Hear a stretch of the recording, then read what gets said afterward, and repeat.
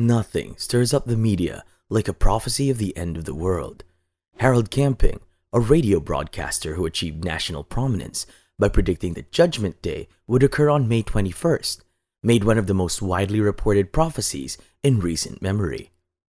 Although a decade has passed and we are all still alive, some apocalyptic forecasters have been keeping an eye on 2012 for some time. Some claimed the Mayan calendar places the end of the world on December 21st. Of course, it didn't. But what does the Bible actually say about the end times, despite all the fanfare and media hoopla? Hey everyone, welcome to Rapture Decoded. You've come to the right place if you want to find out more about the biblical apocalypse. We've created this useful introductory video just for you. You never know when you might need it. We'll be looking at the book of Revelation viewed from a secular, non-religious standpoint. The book is highly symbolic and certainly wasn't meant to be interpreted literally. As a result, at various points throughout the video, we'll elaborate what some of the symbolism might represent using the interpretations of biblical historians. So, believers or not, let's start decoding. Christian eschatology is a well-liked yet notoriously challenging subject to learn about. For instance, there are about as many interpretations about how to understand the book of Revelation as there are volumes in the Left Behind series. The rapture, and more especially when it will occur in connection to other eschatological events like the tribulation and Christ's return to earth, is one of the most hotly debated topics in evangelical end-time scholarship. What is the rapture, and what is the biblical evidence that supports it? The rapture is belief that upon the second coming of Christ, all believers will be raptured, that is, taken up, to be with the Lord in the air. All Christians, whether living and dead, will be exalted, and the corpses of the deceased believers will be raised. In addition to being more or less implicitly taught in 1 Corinthians chapter 15, verses 51 to 55, and John chapter 14, verse 2, it is clearly taught in 1 Thessalonians chapter 4, verse 15 to 17. There is disagreement on several verses, including Matthew chapter 24, verse 31, 2 Thessalonians chapter 1, verse 10, and Revelations chapter 14, verse 14 to 16. What function does the rapture play in the grand scheme of God's plans for the universe? What role does it play in the overall context of God's redemptive plan?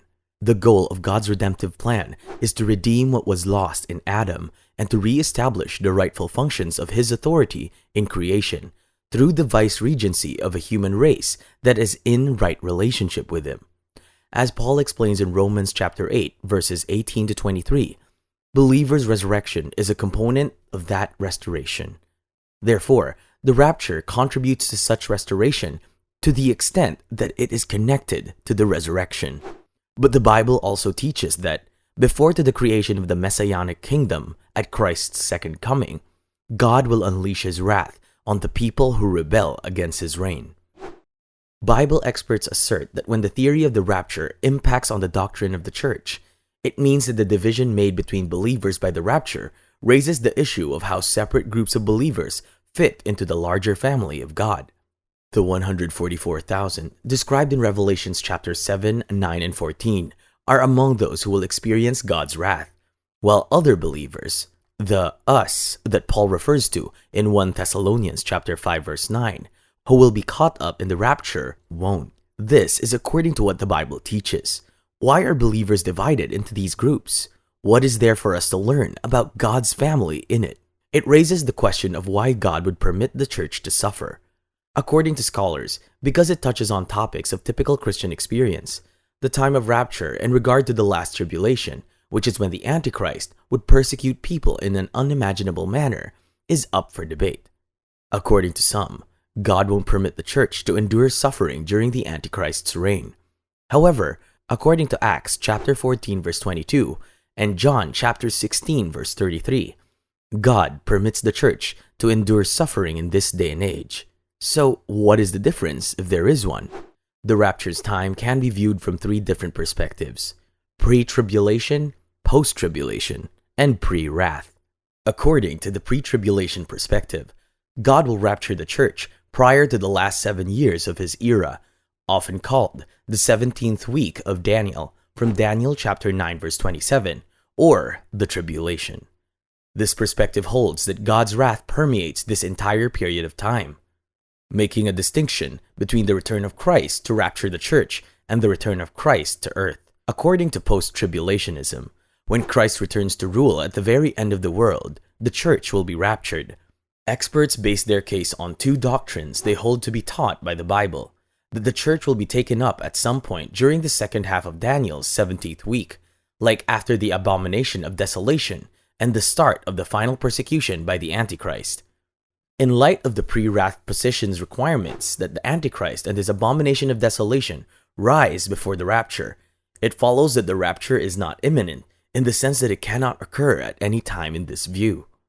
According to the experts, the verses 1 Thessalonians chapter 5 verses 2 to 4 and 2 Thessalonians chapter 2 verses 1 to 4 explicitly teach that certain signs must take place, and other passages also imply this. As such, they must approach scriptures that speak of imminence, such as Matthew chapter 24 verses 42 to 44, differently than as foretelling at an any moment rapture. This is true, according to Matthew chapter 24 verses 32 to 33. So, should we worry in the incoming rapture? We unquestionably live at a challenging and terrifying time in history. For the past 70 years, there has been a constant threat of nuclear war. Life on the entire Earth is at danger as a result of human negligence, consumption, and waste. Terrorism grows and war never ends. Our daily lives are filled with vivid displays of violence. There are many economic worries, and there are many racial tensions. Moral and religious crises have been sparked by a society that is changing quickly. These are trying times. It makes sense that given these circumstances, people would look to a new future for optimism, and they hope that this future will arrive soon. And finally, when will this happen? Additionally, the timing is a topic of contention among theorists. Will the tribulation last precisely 7 years? Will the period of 1,000 years for a genuine millennia, or just for a very long time? The most significant fact is that all Christians hold in common that Christ will ultimately return, bodily, visibly, and gloriously, to reign and rule with his resurrected and transformed saints forever and ever. But about that day, or hour, no one knows. Not even the angels in heaven, nor the Son, but only the Father. Although the pain of God's children is not reduced by his presence, Christians will persevere in the face of adversity if they stick close to the Son, because you don't know when your Lord will arrive. You have to keep watch. So, do you believe in rapture? The only way to find out if it's true is to wait for it. But who knows? Are you prepared? Hey, thanks for watching this video. We really hope you enjoyed it. If you like this kind of stuff, then please subscribe, like, and comment your thoughts down below. See you in our next video.